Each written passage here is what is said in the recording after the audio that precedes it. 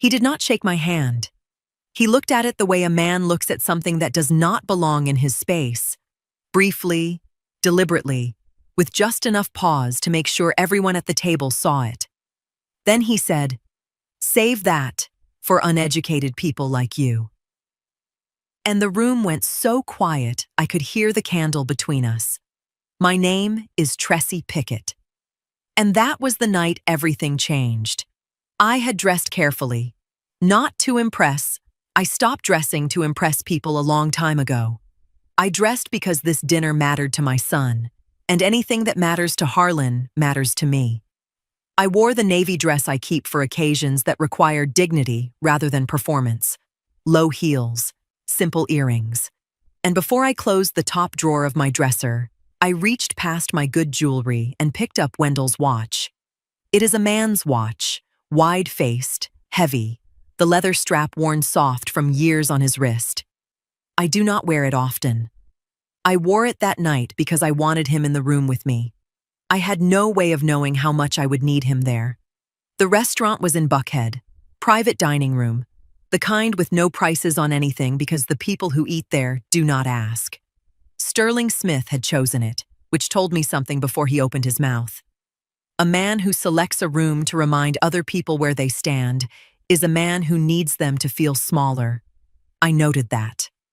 I noted the way he performed for the waiter, not rudeness, something more deliberate than rudeness.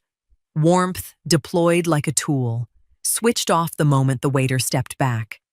I noted the way Celine Smith held her wine glass without drinking from it, eyes moving across her husband the way you watch something you have long since stopped trusting. And I noted Lacey, their daughter, my son's fiancée, whose hands stayed folded in her lap the entire first course, still in the particular way of someone who has learned that stillness is safer than movement. Harlan sat beside me. He was at ease in the way only people with clear consciences are at ease. He talked about the firm, about Atlanta, about something that made Lacey smile with her whole face. I watched him and felt the specific pride a mother carries quietly, so it does not embarrass her child. If you are watching this late at night or on a slow Sunday morning, go ahead and tell me in the comments.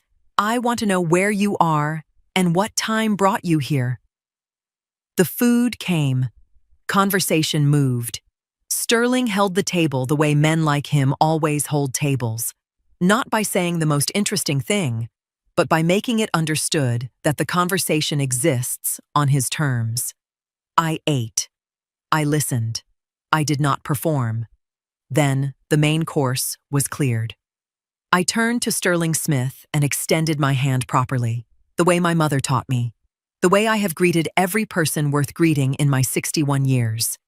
He looked at my hand, then at my face, then at my dress. The pause lasted exactly long enough to be intentional. Save that for uneducated people like you. Celine's glass touched the table. Lacey's hands unfolded. I felt Wendell's watch against my wrist. Cool, steady, present, and I did not move. I did not pull my hand back. I held it there one full breath longer before I lowered it myself. Then Harlan stood up. His chair did not scrape. He rose the way his father used to rise, unhurried, completely certain, and his hand closed around my arm just above the elbow. He looked at Sterling Smith across that candlelit table and said something in a register I had never heard from my son before. Not anger. Something older than anger. Something that knew exactly what it was saying. Harlan did not raise his voice. That was the thing that stayed with me the whole drive home. Not the words themselves, but the complete absence of heat behind them. He looked at Sterling Smith across that table and said, "You have just made the biggest mistake of your life, Mr. Smith." Then he picked up my coat from the back of my chair, placed it around my shoulders, and walked me out of that room like we had simply finished our meal. Nobody followed us. The drive back through Atlanta was almost silent. I watched the city through the passenger window, Buckhead giving way to the quieter streets I have known for 30 years. and I did not ask Harlan to explain himself. There was nothing to explain. What he said was not a threat. It was a fact delivered to a man who did not yet have the information to understand it. That distinction mattered. Harlan drove the way Wendell used to drive, both hands, unhurried, eyes forward. He did not check on me. He did not ask if I was all right. He understood that I was not all right and that asking would have made it smaller than it was. That is his father in him. That has always been his father in him. We got home just past 9. I put my purse on the hall table. Harlan went to the kitchen and I heard him fill the kettle without being asked. I sat down at the table and unclasped Wendell's watch and set it in front of me. I did not put it away. I just needed it where I could see it. Harlan sat across from me. For a moment, neither of us said anything. Then he said, "Do you remember the Hargrove instrument?" I looked up. Of course I remembered it. Not every detail, not every amendment. But I remembered what it was. Wendell had spent years treating it as something important enough to review carefully and ordinary enough not to discuss dramatically. Harlan nodded when I answered. Then he began laying out the pieces. Not everything, just enough. The original Hargrove Capital Agreement had been drafted 14 years earlier when the Smith Company needed outside stability. Wendell had structured it himself. Certain protections had been built into it. Certain rights had been preserved. Rights that had never needed to be exercised until now. The kettle began to whistle softly in the kitchen. Neither of us moved. Harlan continued. He explained what the relationship looked like today. Not dependency in the dramatic sense. Nothing so simple. Something more subtle and therefore more important. A long-standing capital position that had become part of the company's foundation over time. He explained that most people inside the Smith organization knew Hargrove Capital existed. What they did not know was who sat behind it. Not because it was hidden, because it had never mattered enough for anyone to ask. I listened without interrupting. There is a kind of conversation that does not need your reaction in the middle of it. It needs your full attention at the end. This was that kind of conversation. When he finished, I said, "Sterling Smith does not know any of this." Harlan leaned back slightly. "No," he said. "He knows Hargrove Capital. His board knows Hargrove Capital. Their lawyers certainly know Hargrove Capital." A faint pause. But to him, it's an institution, a name on documents, a relationship that's always been there. He looked down at Wendell's watch. He doesn't know who's making the decisions. The kettle had gone quiet. Neither of us moved to pour it. I looked at the watch resting between us. 14 years ago, Wendell had sat in a room with Sterling Smith's people and structured a rescue they were grateful for. He had never needed them to know his wife would eventually manage it after he was gone. He did not build things that required an audience. Neither do I. Harlan reached into the folder he had carried in from the car and slid a single document across the table toward me. The original instrument. My name was not on it. Wendell's trust was. But every decision made against it for the past 6 years had been mine. He said, "The decision is yours alone, Mama. I will not raise it again unless you do." He left the document on the table and got up to pour the tea. Harlan left just after 10. I heard his car back out of the driveway, and then there was nothing but the house. The particular quiet of a home that has held one person for several years, and learned to settle around her. I did not move the document from the table. I changed out of my good dress, hung it carefully, and came back downstairs in my house coat. I poured the tea Harlan had made and sat back down in the same chair. Then I pulled the document toward me and began to read it the way you read something you already know. Not for information, but for confirmation of what you are about to do with it.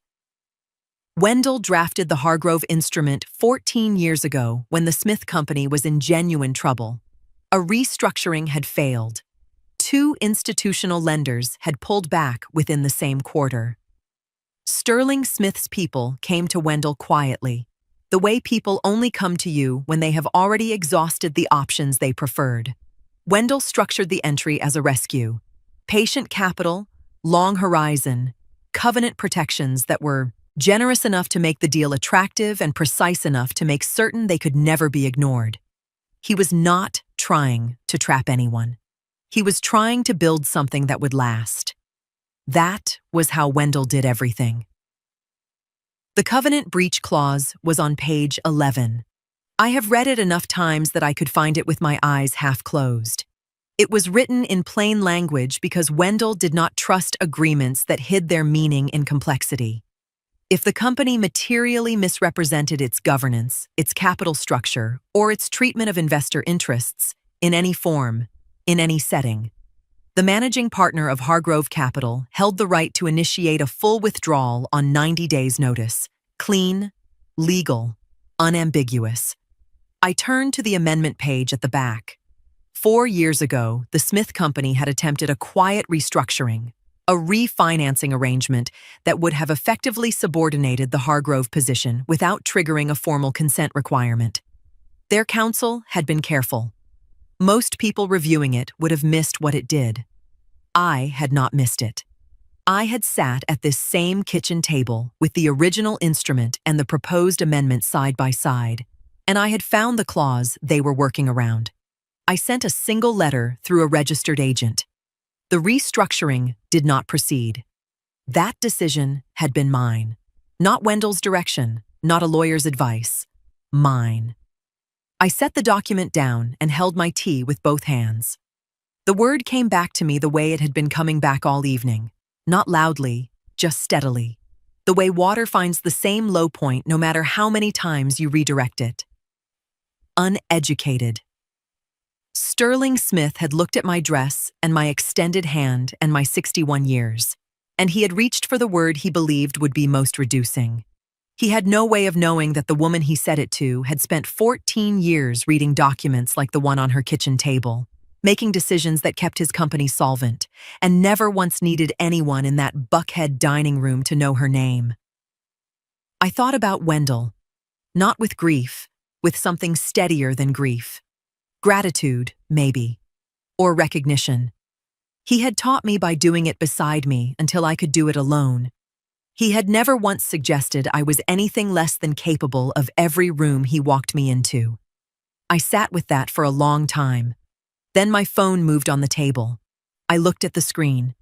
The name stopped me completely. Not because I expected hostility, but because I did not expect this at all. Lacey Smith. I let it ring once more. Then I answered. Her voice was careful, controlled, the voice of someone who had rehearsed the first sentence.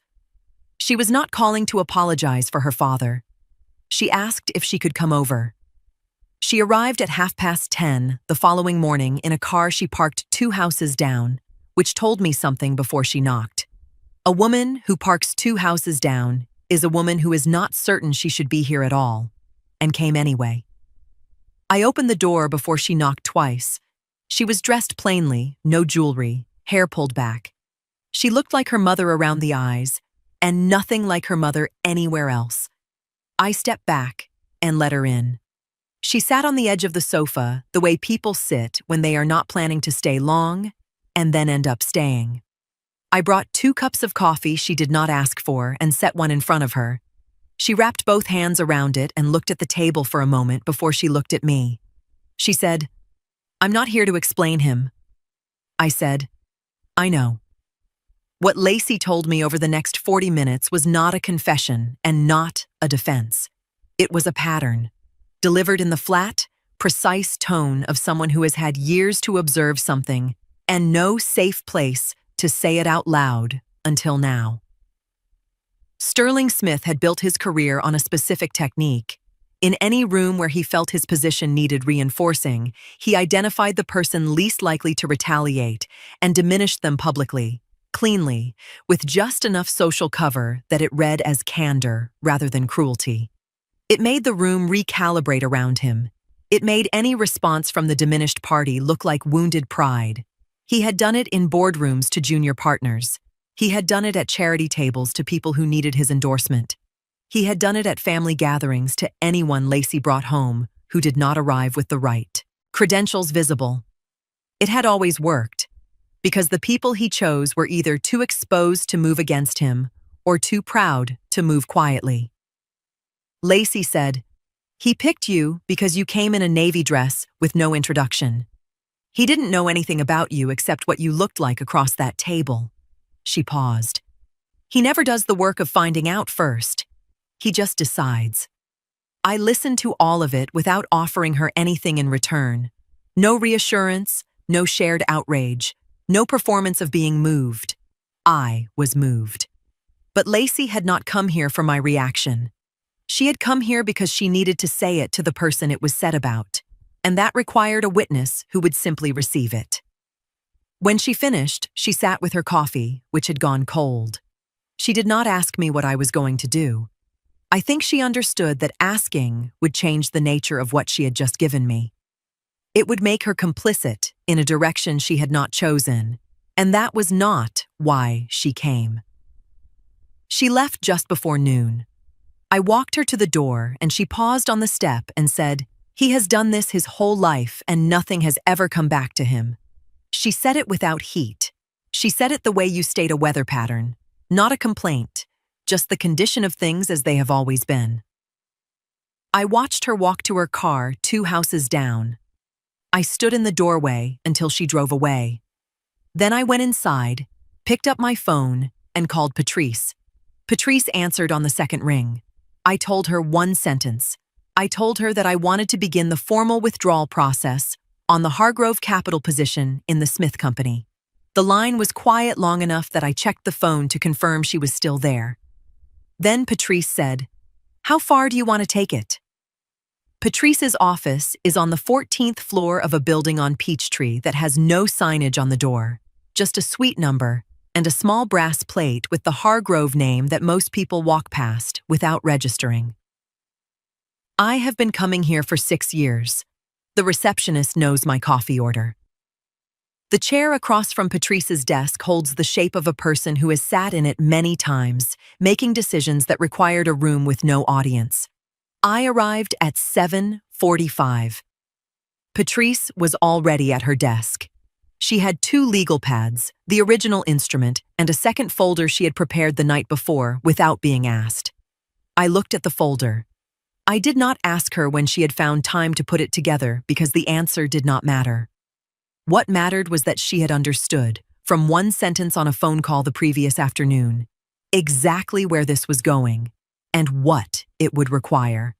That is what 14 years of working together produces. Not loyalty as sentiment, loyalty as precision. I sat down. She opened the folder. We worked for just over an hour, not in the language of grievance, not in the language of retaliation, but in the language of contractual execution. The covenant breach clause was clear. The withdrawal right was clean. The 90-day notice period was unambiguous. Patrice walked me through the current position one final time. The Smith Company was not collapsing. That mattered. What mattered equally was that they were no longer as insulated as they had once been. The refinancing attempt 4 years earlier had told me that. The lender relationships were stronger than they looked from the outside and weaker than they appeared in public. The Hargrove position had provided stability for 14 years. Stability has a way of becoming invisible to the people standing on it. What we were doing had always been available to us. We were simply choosing to do it now. The formal withdrawal notice went out at 9:17 through registered legal correspondence, addressed to the Smith Company's Board of Directors, filed under the W.D. Hargrove Capital name, not to Sterling Smith personally. To the board, through proper channels, the way every significant financial communication in this relationship had always moved. There was no letter attached explaining the reason. The covenant language explained itself. Patrice set her pen down when it was done. She did not say anything, and neither did I. There was nothing that needed to be said. We had done the work carefully, and the work was complete. I drove home just after 9:30 through morning traffic that had thinned to the steady mid-morning pace of a city that has already sent its urgency out into the world. I changed clothes, made a proper lunch, not something quick, something that required attention, because I needed my hands occupied and my mind level. I ate at the kitchen table where 2 nights ago Harlan had slid a document toward me and told me the decision was mine. In the afternoon, I watched the news. Not for distraction, I watched it the way I watch most things, carefully, with the sound of something else running underneath. I did not check my phone. I was not anxious. I was waiting in the specific way of someone who has already done everything that needed doing and understands that what comes next is simply time moving at its own pace. The Smith Company's board would receive the correspondence today. Their legal team would review it today or tomorrow. Then it would go to their primary lender, because that was the sequence the covenant structure required. The lender would look at what the withdrawal triggered. Then the calls would begin. I knew the shape of what was coming. I just did not know its timing. I turned off the television at 6, made tea, sat by the window while the Atlanta evening came in low and orange over the rooftops. At 8:14, my phone lit up on the side table. A text from Patrice. 4 words and a period. First call came in. I read it twice. Then the second message arrived beneath it, 3 seconds later. They don't know the name yet. I set the phone face down on the side table and finished my tea. 3 days after the notice went out, Patrice called me at 8:30 in the morning while I was deadheading the roses along my back fence. I tucked the phone against my shoulder and kept working while she talked. The Smith Company's primary lender had flagged the withdrawal within 48 hours. The covenant clause had done exactly what Wendell designed it to do. It had not merely announced a departure, it had triggered a review condition that the lender was now contractually required to act on. Their auditors had been called in. The board had convened informally, which meant without Sterling present, which meant they were already separating their exposure from his. Sterling was making calls. Patrice had this from 2 directions. Their legal correspondence had begun arriving with a new urgency in its language, and a contact in the building that housed their primary counsel had noted the volume of activity coming out of that office. He was calling lawyers. He was calling contacts. He was pulling at every thread he could find attached to the name Hargrove Capital, looking for a face. He had not found one. I finished the roses and went inside to wash my hands. The days that followed had the same shape as any other week from the outside. I attended my garden club on Wednesday morning. 6 women in Adrian Colby's sunroom with coffee and a disagreement about the fall planting schedule that had been running pleasantly for 3 years. I had lunch with a friend on Thursday. I came home each afternoon and read. I did not discuss Hargrove Capital in any room that was not Patrice's office. I did not discuss it with Harlan, who had kept his word and not raised it since the kitchen table. I did not discuss it at all. What I was doing was not silence born of secrecy. It was silence born of understanding that a thing moving correctly does not need to be narrated. On Friday afternoon, Patrice mentioned Crawford. He was a board member, had been for 11 years, and he had known Wendell in the way that men who move in serious financial circles know each other. Not closely, but with the particular mutual respect of people who have watched each other work from a distance and formed a quiet opinion. Crawford had been asking, through careful channels, which legal firm represented the Hargrove Capital position. He was not asking on Sterling's behalf. Patrice was certain of that. He was asking for himself, trying to understand the shape of what had entered the room before he decided how to position himself relative to it. I noted that and said nothing beyond noting it. That evening, I made dinner, ate at the kitchen table, and read until 10. My phone stayed quiet. I had learned in the years since Wendell died that most situations resolve themselves more cleanly when you give them the space to develop without interference. You do the correct thing, through the correct channels, and then you wait with your hands open rather than reaching. Saturday morning, Patrice called again. Her voice had a different quality than the Friday calls. Not alarmed, but precise in the way she gets precise when something requires my full attention rather than my general awareness. She said Sterling had hired an investigator, not a law firm making formal inquiries, a private investigator tasked specifically with tracing the Hargrove holding structure back to a human name and a physical address. She said, "He is moving faster than I expected." I looked out the kitchen window at the roses I had trimmed 3 days ago, already reaching again. I said, "How long do we have before the structure becomes difficult to hold?" Patrice answered my question from Saturday with a meeting on Monday. Same office, same chair, same brass plate on the door that nobody reads. She laid out what the investigator would find when he traced the Hargrove structure, and she did it the way she does everything, without drama, in sequence, so I could see the shape of it clearly. A Delaware LLC registered 14 years ago. Managing member listed as a trust administrator whose name appears in no public record connected to Atlanta or to the Pickett family. Registered agent address on a legal services street in Wilmington that handles hundreds of similar entities. The trail was clean because Wendell had built it clean, not to hide, but because he understood that privacy and secrecy are different things, and only one of them requires a guilty conscience. The investigator would find the wall. He would know there was a wall. He would not get through it. I listened to Patrice walk me through each layer, and I felt something I recognized from the 4 years I had spent managing this position alone. A particular steadiness that comes not from certainty about outcomes, but from certainty about preparation. Whatever Sterling Smith was looking for, we had already considered the possibility of him looking. I drove home and spent the afternoon in the garden. By Wednesday, Patrice confirmed the investigator had filed his findings. Delaware LLC, Trust Administrator, Atlanta Agent Address. No individual name, no Pickett connection visible anywhere in the chain. Sterling had paid for a wall and received a detailed description of its surface. What neither Patrice nor I had anticipated was the lateral move. Sterling did not stop at the legal structure. A man who uses every room available to him does not restrict himself to formal channels when formal channels produce nothing. He went sideways, into the professional circle around Harlan, not through Harlan directly.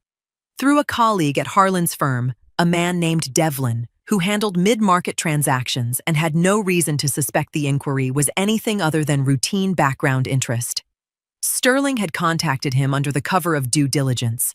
Vague language about familial connections to certain investment vehicles, the kind of phrasing that sounds like paperwork and moves like something else entirely. He was not yet connecting Hargrove to Pickett. He was simply pulling every thread within reach of the engagement, hoping one of them led somewhere. What he did learn was smaller than the answer he wanted and more useful than he realized. The investigator had confirmed that Harlan Pickett was not simply a fiancé. He was a corporate attorney with regular exposure to complex transactions, trust structures, and private capital arrangements. Nothing improper, nothing hidden, public information, but enough to alter the direction of the search. For the first time, Sterling stopped looking for an offended mother and started looking at the family itself. That was the thing about a man who had spent his career diminishing people before they could position themselves. He assumed everyone operated from the same instinct. He was looking for a wounded party making a clumsy move. He had not yet considered that the person across from him had been playing this game since before he knew the game existed. I was in the kitchen when Harlan called. Late afternoon, the light coming through the window at the low angle that means the day is almost done. His voice was steady, tight underneath the steady, the way a structure is tight. Not strained, controlled. He said, "He called my colleague today, Mama." I set down what I was holding. Devlin. Asked him about investment vehicles. Connected to our family. General language, but specific direction. A pause. "He still doesn't know it's you. The Hargrove wall held." I said, But he's looking at our name now." Another pause, shorter. And he knows enough to realize this isn't somebody acting out of hurt feelings. He's looking for a connection he can't see. I stood in the kitchen in the low afternoon light and considered that for a moment. Not with alarm, with the careful attention you give to something that has just changed its shape without changing its direction. Sterling Smith was getting closer. He was still looking for a wounded party. He had not yet understood what he was actually looking for. Lacey called on a Thursday evening, 2 weeks after the notice went out. She did not open with small talk, which told me the call had a specific purpose she had been organizing herself toward before she dialed. She said, "I need to tell you something about my mother." I sat down. What Lacey described was not a woman in crisis. It was a woman in motion, quiet, deliberate motion, of the kind that does not announce itself because announcement would defeat the purpose. In the past week, Celine Smith had made 2 separate appointments that Sterling did not know about. A private family attorney whose office was in Midtown, far enough from their usual professional circles that the choice itself was a message about discretion. And a financial advisor, not the one the Smiths used jointly, a different one entirely, whom Celine had seen alone on a Tuesday afternoon while Sterling was in a board meeting managing the fallout from the withdrawal. She was not panicking. Lacey was clear about that. Her mother did not panic. It was one of the few things Lacey had always respected about her. What Celine was doing was preparing for the version of this story that did not end in recovery. She was reading the situation the way a navigator reads weather, not to stop the storm, but to know which direction to turn before it arrived. Lacey said, "She's been like this before. When things get bad, she goes very quiet and very organized. It took me years to understand that the quiet is not calm, it's calculation." Then she told me something else. 3 days earlier, Celine had gone to the bank alone. Not one of the business accounts. Not anything connected to the company. Personal records, documents, copies of statements going back several years. Lacey did not know exactly what her mother had requested. Only that she had come home carrying a folder she placed immediately in her study and locked away. I listened to that and thought about the woman I had watched at the dinner table, the wine glass she held without drinking from, the eyes that moved across her husband, the way you watch something you have long since stopped trusting. Celine had been performing the marriage the way Sterling performed the wealth, consistently, skillfully, and with the private knowledge that performance is not the same as substance. The difference between them, Lacey said, was that Sterling needed people to believe it. Celine had simply learned to maintain it. Those are not the same need, and they do not produce the same response when the structure begins to fail. The Smith wealth had required constant maintenance because it had never been as solid as it appeared. Lacey had understood this in pieces over the years. A comment here, attention there, the particular strain that appears in households where the image costs more than the reality can comfortably support. The Hargrove withdrawal had not created the fragility. It had simply made the fragility visible. I asked Lacey how Sterling was moving through the house. She said, loud, certain, like a man who believes the problem is external. A pause. My mother moves through it like she's already somewhere else. After Lacey finished, I sat with the phone in my hand for a moment without speaking. Then I asked if she had been home this week. She said she had gone by on Wednesday to collect some things she had left there. I asked how her mother seemed. Lacey was quiet for a beat, the specific quiet of someone choosing between the short answer and the true one. She said her mother had been in the kitchen when she arrived, that Celine had looked up from what she was doing, studied Lacey's face for a moment, and then said, without any particular weight in her voice, "The way you say something you have already decided is true. The dinner is where it started, isn't it?" It was not a question. Then, according to Lacey, Celine had done something unusual. She nodded once to herself, not to Lacey, to herself. As though a calculation she had been working through privately had finally produced an answer. I held the phone against my ear and did not respond immediately. Outside the window, Atlanta had gone dark and quiet. Celine Smith had not found the name, but she had found the origin. And in my experience, a woman who finds the origin is usually much closer to the truth than anyone around her realizes. Patrice called on a Friday morning while I was at my kitchen table with coffee and the newspaper I still have delivered because Wendell started the subscription 30 years ago and I have never seen a reason to stop it. She said, "Crawford called the office yesterday afternoon." I set the newspaper down. Crawford had not called Sterling after the emergency board session. He had called Patrice's office, the registered legal contact for Hargrove Capital, the number that appears on the original instrument under correspondence protocol. He had the number because the instrument required one party to have it. He had apparently kept it for 11 years without using it, which told me something about the kind of man he was. Someone who files information carefully and retrieves it only when the moment justifies the reach. Patrice said the board had convened 3 days prior. The Hargrove withdrawal had triggered a liquidity review that the board could not defer or manage quietly. The covenant clause had done what Wendell designed it to do. It had not merely removed capital, it had restructured the company's entire risk position in the eyes of every financial relationship they held. The board was now formally exploring a sale of 70% of the company to a qualified buyer, not because they wanted to, because the alternative was a controlled collapse that would cost everyone at that table significantly more than a structured sale would. Crawford had called Patrice's office and asked for the registered representative of the Hargrove Capital position. When Patrice identified herself, he had been careful, not evasive, careful. There is a difference. He had said, without saying anything that crossed a line, that the board was open to a structured acquisition discussion with the right party. He had used the word qualified twice. He had not asked who was behind Hargrove. He had simply opened a door and described its dimensions. Patrice had thanked him, confirmed receipt of his communication, and told him she would convey the board's position to her principal. She delivered all of this to me in 4 minutes. Then she stopped and waited. I looked out the kitchen window. The roses along the back fence had come in fully now, the ones I had trimmed the morning the first call came in, 3 weeks ago. They do not know anything about what has been happening in this house.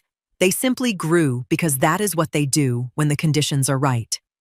I said, "What is the timeline Crawford is working with?" Patrice said the board had set an internal review deadline of 3 weeks. After that, the process would move to a broader search if no qualified party had engaged. 3 weeks was not generous. It was enough. I thought about Sterling Smith in that boardroom, loud and certain, the way Lacey had described him moving through the house, a man who believes the problem is external. I thought about him sitting at that table while his board discussed selling the company his father had built, the company he had inherited and maintained on capital he had never traced back to its source. I thought about Crawford making a call that was not to Sterling. I said, "Tell Crawford we are going to the table." Patrice said, "Which name do we walk in under?" The question was practical, and she knew I had already considered it. The name mattered. It determined the moment Sterling understood what he was sitting across from and how much time he had to compose himself before the room required something from him. I said, "Hargrove first." A pause. "And then Pickett." The line was quiet for exactly 1 second. Patrice said, "I'll call Crawford this afternoon." I picked up my newspaper. Outside, the roses held perfectly still in the morning air. The meeting was set for Tuesday at 10. By Saturday, I had done everything that needed doing and spent Sunday doing nothing at all, deliberately, the way you rest before something that requires your full self present and undivided. Monday, I prepared. I pulled the original instrument from the file drawer where it had lived for 14 years. The same drawer, the same manila folder, Wendell's handwriting on the tab. I did not read the whole document. I turned to the covenant clause and read it once, slowly.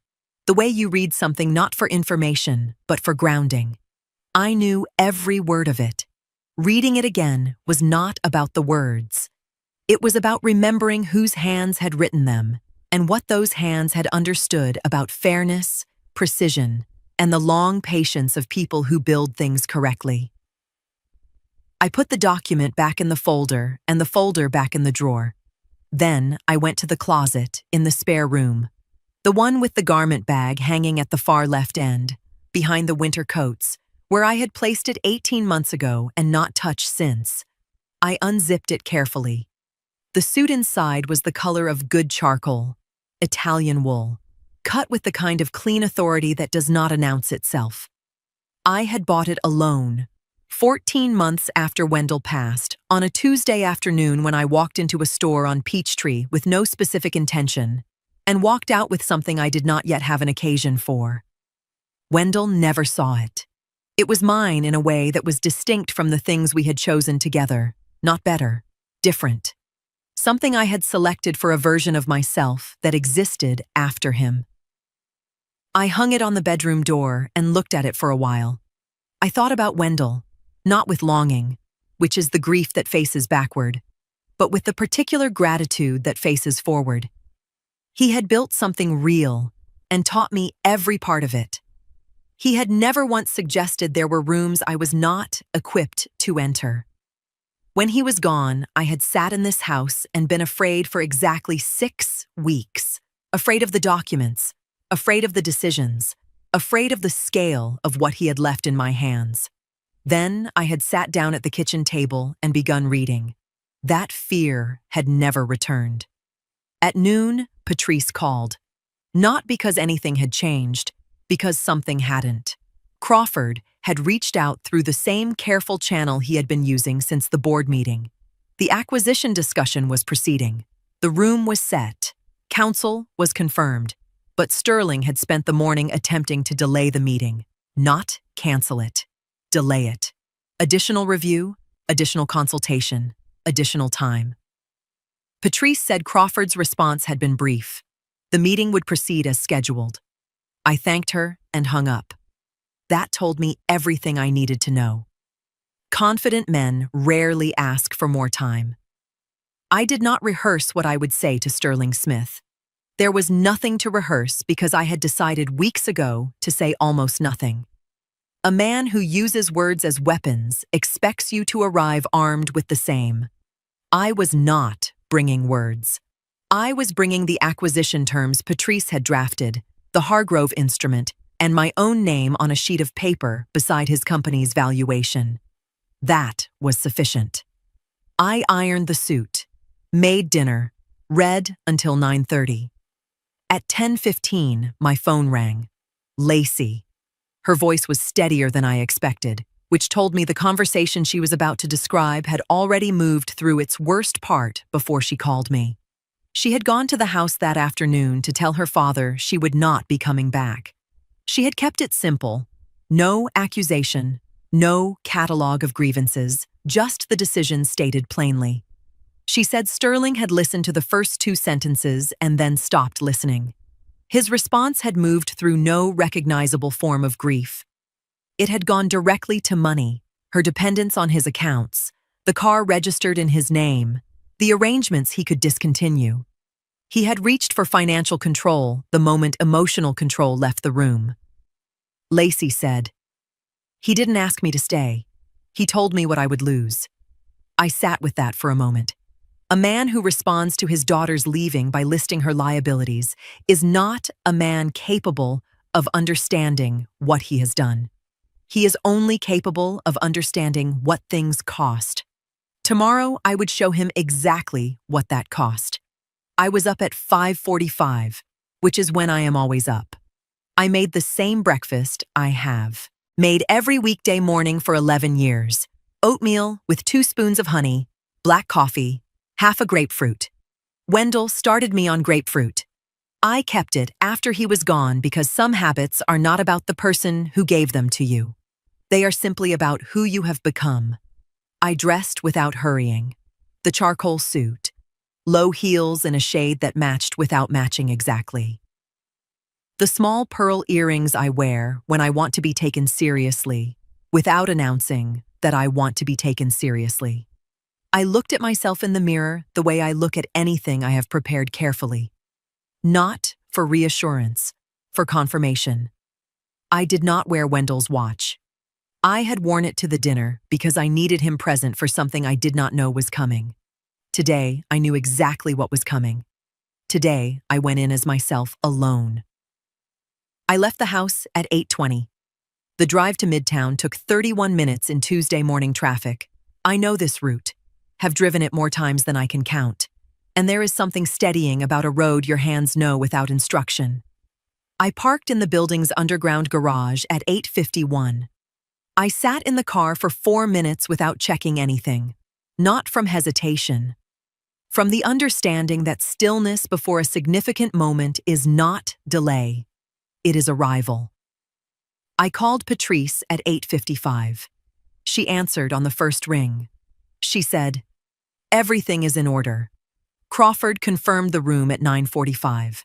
Their counsel will be present. Ours is already upstairs. I said, "Good." She said, "Tressie." A pause with weight in it. "You have done everything correctly," I said. "I know." I got out of the car. In the elevator, I thought about 3 things, in this order. I thought about the handshake Sterling Smith had refused, the way he had looked at my extended hand with that brief, deliberate pause that was designed to establish a position before a word had been spoken. I thought about Lacey sitting on the edge of my sofa with cold coffee and 2 hands wrapped around a cup she had stopped drinking from, telling me a pattern she had carried alone for years. I thought about Harlan's face at that dinner table, not the anger of a son defending his mother, something older and more considered than anger. Recognition. He had known in that moment exactly what Sterling Smith did not know. He had known it, and he had stood up anyway, and said the only true thing in the room. The elevator opened on the 19th floor. A receptionist led me down a corridor with the particular carpeted quiet of serious buildings that take their own gravity as a given. She stopped at a set of double doors and opened the right one. I walked in. The room was long, well lit, an oval table with 8 chairs and water glasses already filled. Crawford was standing near the window. I knew him from a photograph Patrice had shown me, silver-haired, a careful posture. He nodded when I entered with the specific nod of a man acknowledging someone he has been expecting. Patrice's legal team was already seated on the left side, and at the far end of the table, already in his chair, already arranged in the posture of a man who arrives early to establish ownership of a room. Sterling Smith looked up. The moment he saw my face, something moved across his. Not shock, exactly. Something that arrives before shock, the fractional second when a mind presents information the rest of the self is not yet prepared to receive. I had seen that expression once before. 11 years ago, across a hospital bed, on a man who had just understood something that changed every calculation he had made. I walked to my chair and sat down. Crawford opened the meeting at 10:03. He did it with the practiced efficiency of a man who has run enough difficult rooms to know that ceremony only extends discomfort.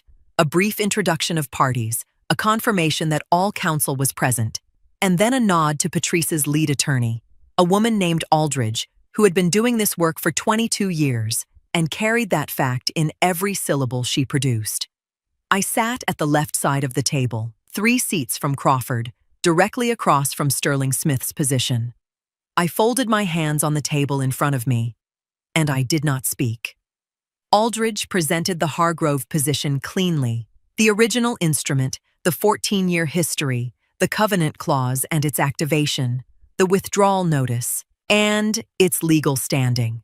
She did not editorialize. She presented the architecture of what existed and let the architecture speak for itself.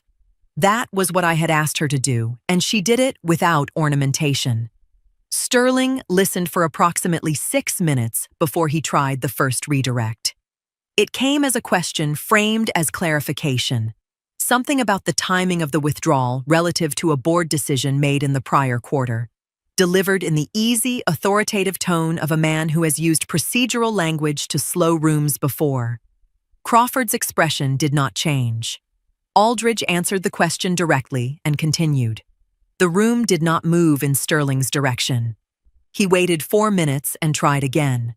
Quieter this time, the authority less procedural and more personal. The register of a man reminding the room that he belonged at its center. He addressed Crawford directly, used his first name, referenced a history between them that was real but was being deployed as leverage. Crawford received it with a courtesy that contained no yielding. Aldridge continued. The room did not move.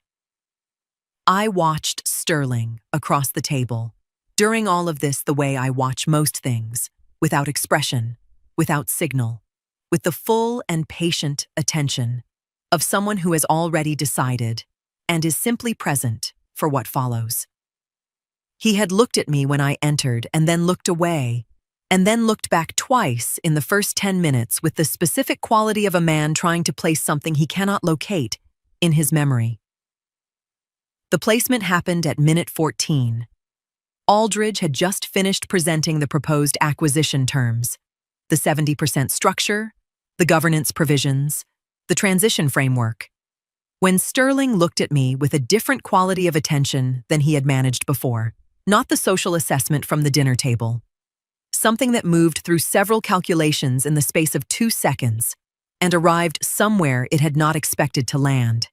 His face did not change dramatically. A man like Sterling Smith has spent a career managing his face in rooms where managing it was the only currency he had left. But there is a stillness that is different from composure. Composure is chosen. This kind of stillness is what remains when choice temporarily leaves the body. He went very still in that way. His hands, which had been moving with small executive gestures throughout the presentation, stopped completely. I held his gaze for exactly as long as was necessary and then returned my attention to Aldridge. Crawford called a 15-minute recess at 10:41. The room shifted, chairs moving, water glasses lifted, the low sound of separate conversations beginning. I stayed in my seat. I did not reach for my phone. I looked at the acquisition terms in front of me and made one small notation in the margin that I had been considering since Saturday. Across the table, Sterling's attorney leaned in close and said something near his ear. Sterling was still for another moment. Then he turned and looked directly across the room at me. This time, he did not look away. Sterling's attorney crossed the room during the recess and asked, with careful professional courtesy, whether I would be willing to speak privately with his client before the meeting reconvened. No counsel present. 10 minutes. I looked at the man making the request. He was doing his job and doing it cleanly. I said yes. They put us in a smaller room off the corridor, a windowless space with a round table, 4 chairs, and a water carafe nobody touched. Sterling came in and closed the door himself. He sat across from me and took a moment before he began, which I noted. A man who needs a moment before he speaks in private is a man who has been rehearsing on the walk over. He started with the explanation, not an apology, an explanation. He said the dinner had not been what it appeared, that he had been under considerable pressure that evening. Board matters, lender concerns, problems that had already begun moving through the company before anyone at that table knew they existed. He said he had not been at his best. I listened without expression. He said the comment had come out wrong. Not that it was wrong. That it had come out wrong. There is a difference. Then he told me he came from a family that placed a great deal of importance on social signals and presentation. He said that sometimes he made assumptions too quickly, that he had spent most of his life reading rooms and making decisions in seconds, and that occasionally those judgments were imperfect. Occasionally. I listened to that too. He shifted in his chair. For the first time since he entered the room, I saw something I had not seen at the dinner table. Uncertainty. Not remorse, not humility. Uncertainty. The kind that arrives when a man discovers the room is operating according to rules he does not control. He looked down at the table, then back at me. I shouldn't have said it. There it was, the closest thing to ownership he had managed so far. Not because he suddenly understood what the words meant, because he finally understood what they had cost. He rubbed a thumb along the edge of the table. I was wrong about you. That sentence took more effort than the others. I could tell. Not because it was sincere, because it forced him to acknowledge an error in judgment. For a man like Sterling Smith, that was expensive. Then he arrived at the apology. The word sorry appeared twice, carefully placed, buffered by explanations and context and references to pressure. It was still the apology of a man trying to preserve as much of himself as possible while standing in a room where preservation was becoming difficult. There was no accountability in it. There was the shape of accountability, the outline, nothing more. When he finished, I let the silence sit for 4 full seconds. Then I opened the folder in front of me and placed the acquisition terms on the table between us. I walked him through each provision. The 70% structure, the governance framework, the transition terms, the valuation basis. My voice was even throughout, not cold, not warm, simply precise. The terms were fair, not generous, not punitive. Fair in the complete, unambiguous way that leaves no room for negotiation, because there is nothing to negotiate against. A man expecting retaliation has a response prepared for retaliation. A man expecting capitulation has a response prepared for that too. Fairness of this quality leaves a man with nothing to push against. He read through them twice. His attorney was not in the room, and I watched him work through the provisions without counsel, which meant I watched him understand each one at the speed of his own comprehension, rather than at the speed of someone else's translation. When he finished, he looked at me for a long moment, then back at the papers. He said, "These are reasonable." I said, "Yes." He nodded once. Not agreement, recognition. He said, "I'll confirm with my team after the recess." I said, "That's fine." He gathered the terms and squared them against the table edge in the particular way of a man performing composure for an audience of one. Then he looked up. He said, "Lacey." A pause. "Is there anything you can—" He stopped. Restarted. "She won't take my calls." I looked at him across that small table in that windowless room. I said, "Lacey is not mine to speak for." He waited for more. There was no more. That was the complete answer, and something in its completeness told him that his daughter had not come to me as a casualty seeking shelter. She had come as a woman making a decision. The color in his face shifted in a way that had nothing to do with the acquisition. Harlan called on a Wednesday evening, 4 days after the acquisition meeting. I was in the kitchen finishing dinner when the phone rang and his voice came through with the particular quality it carries when he is delivering something he has been holding carefully. Not protecting me from it. Protecting the weight of it until the right moment. He said, "Lacey wanted you to know some things. She asked me to tell you." I turned the stove down and sat. She was still marrying him. That was the first thing he said, and he said it without preamble because he understood I would want the foundation before the details. The date they had chosen was still the date. Nothing about the acquisition, nothing about the preceding weeks, had moved that. What had moved was everything else. Lacey had gone to her mother the previous Friday, not to the house, to a coffee shop in Virginia Highland that Celine had suggested, which told its own story about how the geography of that family was quietly redrawing itself. She had told Celine that she loved her, and that love was not the question. The question was whether she could continue presenting herself at a table where what had happened at that dinner was treated as a matter of no lasting consequence. She had not issued conditions. She had not constructed an ultimatum with deadlines and consequences attached. She had simply told Celine the truth of where she stood and left it there for her mother to hold. With Sterling, she had done something quieter still. She had stopped explaining her choices to him, stopped translating herself into a language she thought he might accept, stopped waiting at a door that opened only from his side. Harlan said she had described it as setting something down rather than walking away, a distinction that sounded small and was not small at all. The gallery showing was Thursday.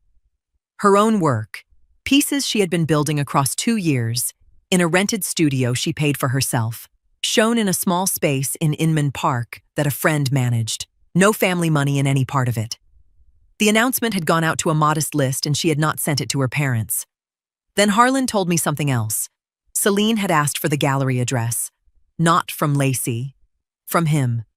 The request had come quietly the day before. No explanation attached. No discussion.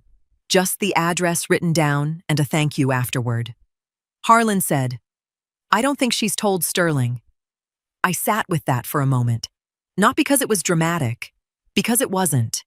A woman who spends years maintaining a structure often announces nothing when she finally begins stepping outside it. She simply starts making choices that no longer require permission.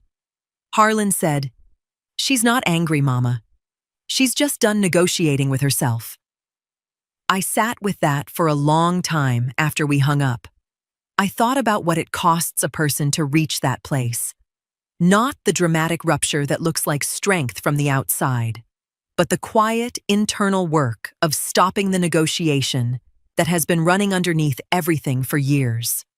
The negotiation that says, perhaps, if I present this differently, perhaps if I wait a little longer, perhaps if I reduce myself to the size that fits the space they've left for me. Lacey had been running that negotiation since long before the dinner. The dinner had simply made the cost of continuing it visible enough that she could no longer pretend not to see it. I understood that particular arithmetic. I had done my own version of it once, in the 6 weeks after Wendell died, when I sat in this house afraid of the documents in his file drawer. The moment I stopped negotiating with my own fear and simply opened the drawer, that was the moment the rest became possible. Lacey had opened the drawer. I was still sitting with that thought when my phone rang again. Not Harlan. A number I recognized but had not expected. Had not expected in this context, at this hour, in this chapter of things. Celine Smith. I answered. Her voice was composed in the way it is composed when composure is load-bearing rather than decorative. She said she was not calling about the acquisition. She said she was not calling about Sterling. Then she told me she had found something among her late father-in-law's papers 3 nights earlier, something he had kept for 14 years and never thrown away. A letter. Not a business document, not a financial record. A letter written by Sterling's father after one of the last serious disagreements they ever had. Celine said she found it folded inside a box of estate records and personal correspondence that had been stored untouched since his death. She almost set it aside with the rest. Then she read it. The letter was not about money. It was about character. According to Celine, her father-in-law had written that he was increasingly concerned by a habit he saw developing in his son. Not a business habit, a personal one. The habit of deciding a person's worth before learning who they were. The habit of treating people differently depending on what he believed they could do for him. The habit of mistaking status for substance. Celine said there were examples throughout the letter. Employees, business associates, family friends. The details were old, but the pattern was familiar enough that she had to stop reading twice. Then she went quiet. I waited. Finally, she said, "There was one sentence he underlined." I did not speak. She said, "He wrote, 'One day you'll underestimate the wrong person, and it will cost you something money can't repair.'" The kitchen seemed very still around me. Neither of us spoke for several seconds. Then Celine said something else. Something that settled into place so neatly it felt less like a revelation and more like the answer to a question that had been waiting for years. She said, "When he spoke to you that night, Tressie, I thought I was watching my husband." A pause. After I read that letter, I realized I was watching a warning his father gave him a long time ago. I looked toward the drawer where Wendell's papers had once frightened me. Celine drew a slow breath. Then she said, "There was something else in that letter. Something I think you should know before tomorrow." And for the first time since she called, I felt something shift. The acquisition closed on a Thursday. Patrice sent one text at 2:17 in the afternoon. It said, "Done." I read it at the kitchen table and set the phone face down the same way I had set it down the night the first call came in. The symmetry of that was not lost on me. Sterling Smith now operated under terms I had set, and Patrice had enforced through 6 weeks of clean, precise, legally unimpeachable work. The company would continue, restructured, stabilized, carrying new governance provisions that meant the next decision of consequence would require more than one man's certainty to execute. The Smiths would continue in whatever form their marriage and their family were currently negotiating between themselves. Celine's call the previous week had told me enough about that direction to understand it was already decided, even if not yet announced. The morning after that call, she had sent me a copy of the letter. I read it once, then again. It was exactly what she said it was. A father trying to warn a son, not about business, not about money, about character. The final paragraph stayed with me longest. Her father-in-law had written that success had convinced Sterling he could judge people quickly, that he had begun confusing position with worth, that one day he would underestimate somebody whose value could not be measured by the things he usually measured. The sentence Celine mentioned was underlined twice. One day, you'll underestimate the wrong person, and it will cost you something money can't repair. I folded the letter and put it away, not because it no longer mattered, because it no longer belonged to me. The lesson in it had already completed its work. I did not feel triumph. I want to be precise about that because triumph is loud, and what I felt was not loud. It was the specific quiet of a thing resolved, the same quiet that follows any long piece of work done correctly, when the last document is filed and the last signature is in place, and what remains is simply the truth of what was built. I went upstairs and opened the closet. Not the spare room with the charcoal suit, my own closet, the door I open every morning.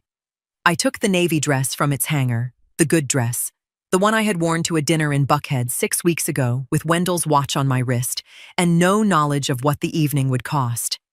I laid it on the bed and looked at it for a moment. Then I put it on.